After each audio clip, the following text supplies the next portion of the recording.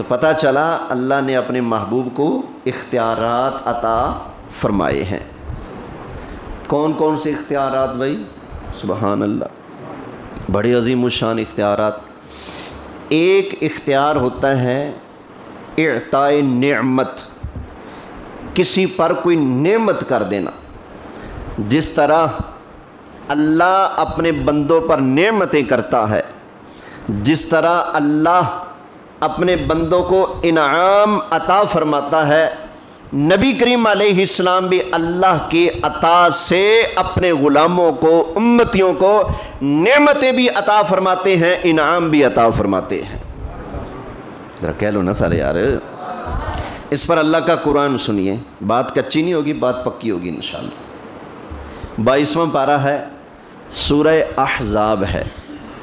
اللہ تعالیٰ ارشاد فرماتا ہے، اللہ تعالیٰ نے ارشاد فرمایا وَإِذْ تَقُولُ لِلَّذِي أَنْعَمَ اللَّهُ عَلَيْهِ وَأَنْعَمْتَ عَلَيْهِ،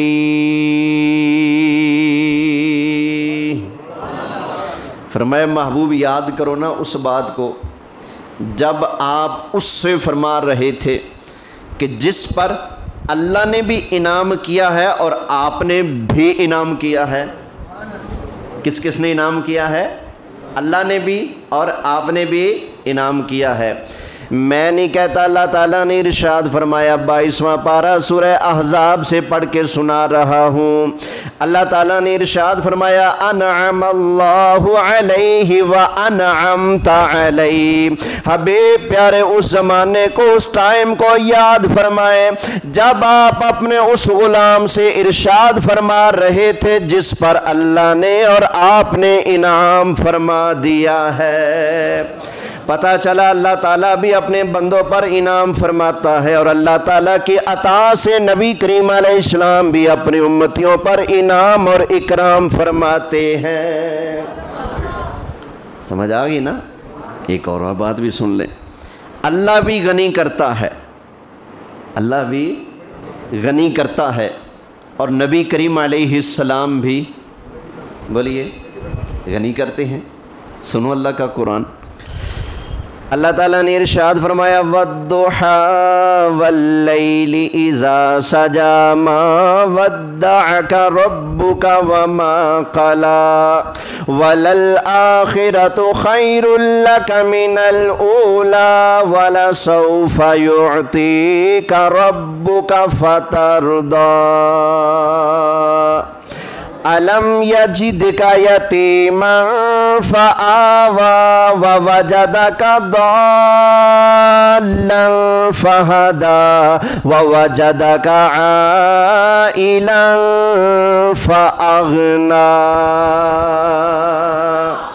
اللہ تعالیٰ ارشاد فرماتے ہیں حبیب پیارے، ایک وقت تھا جب آپ کے پاس مال نہیں تھا، پیسہ نہیں تھا، تو اللہ تعالیٰ نے ختیجہ کے مال کے ذریعے اے محبوب آپ کو غنی فرما دیا ہے۔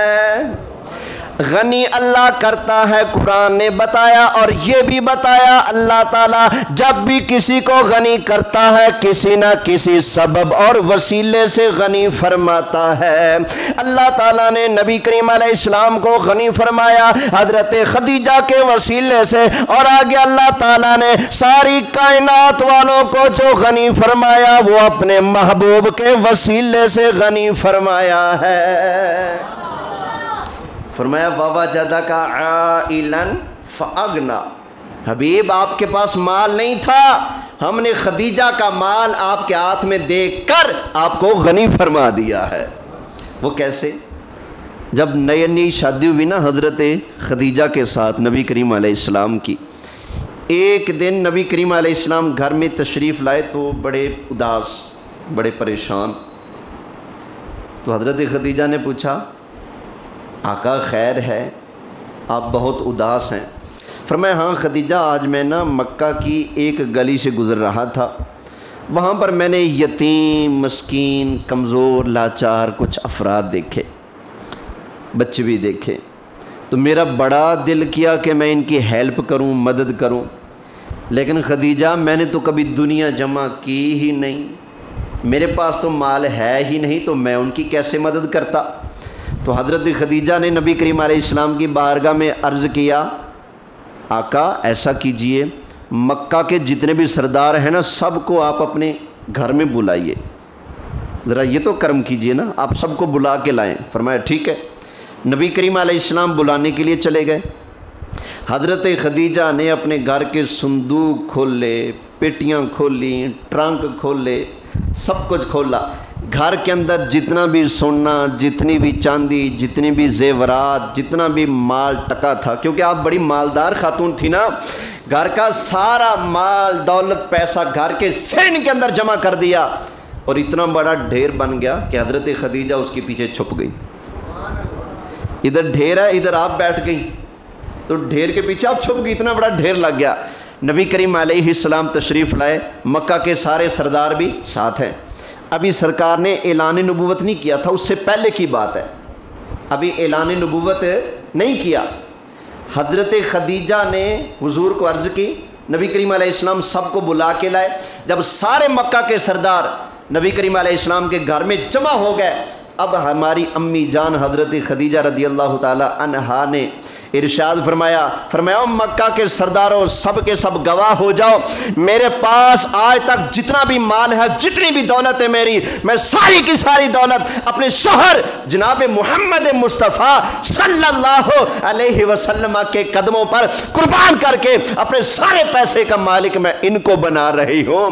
آج کے بعد میرے خزانے کے مالک یہ ہے، جب چاہیں جیسے چاہے میرے خزانے کو یہ تقسیم کر سکتے ہیں، ان کو کوئی روکنے ٹوکنے والا نہیں ہوگا، کوئی روکنے والا نہیں ہوگا۔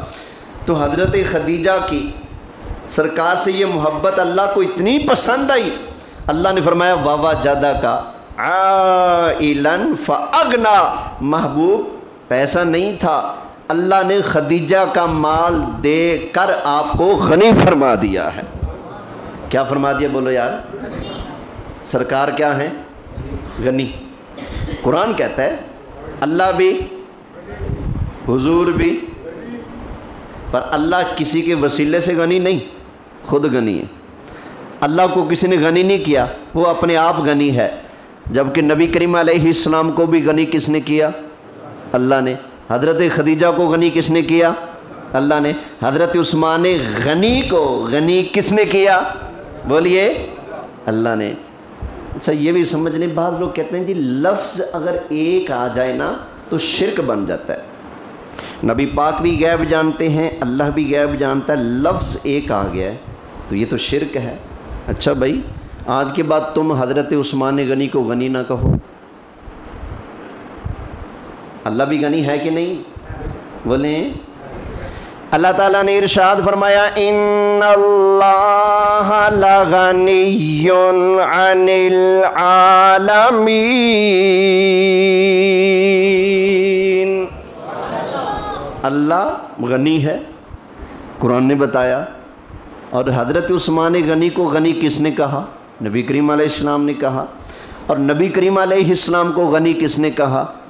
اللہ نے۔ وَوَجَدَكَ عَائِلًا فَأَغْنَى، بس سمجھ لو نبی کریم علیہ السلام بھی غنی، حضرت عثمان غنی بھی غنی، اسی طرح ساری کائنات کا خالق مالک اللہ تعالیٰ بھی غنی۔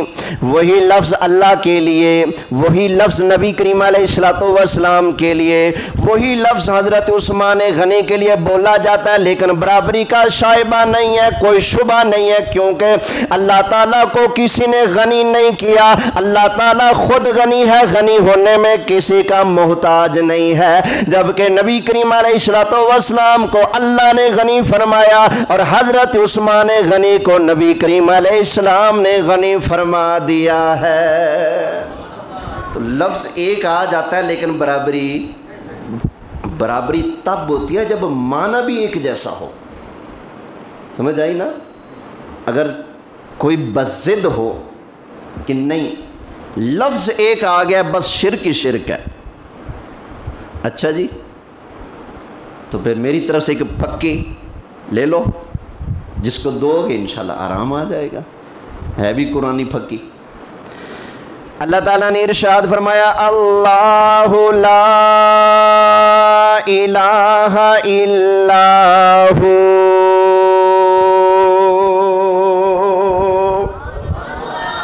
الحی القیوم۔ قرآن نے بتایا اللہ حی القیوم ہے۔ حی کا معنی کیا ہے؟ زندہ۔ اللہ کے لیے زندہ کا لفظ قرآن میں آیا کہ نہیں؟ حی۔ اور آپ جتنے بیٹھے ہو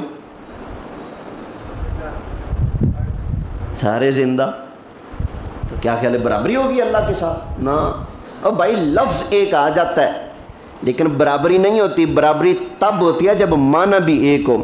ہمیں زندہ کس نے کیا ہے؟ اللہ کو کس نے کیا ہے؟ کسی نے نہیں کیا، وہ تو خود زندہ ہے۔ ہم زندہ ہونے میں کس کے محتاج؟ زندہ رہنے میں کس کے محتاج؟ اللہ کے۔ اللہ زندہ ہونے میں، زندہ رہنے میں، اپنی کسی بھی شان میں کبھی بھی کسی کا محتاج نہیں ہے۔ بھائی معنی یہ ہے، معنی کے اندر فرق ہو تو برابری نہیں ہوتی۔ برابری تب ہوتی ہے جب معنی ایک جیسا ہو۔ امید ہے سمجھ گئے ہوں گے، توجہ ہے نا؟ تو خیر نبی کریم علیہ،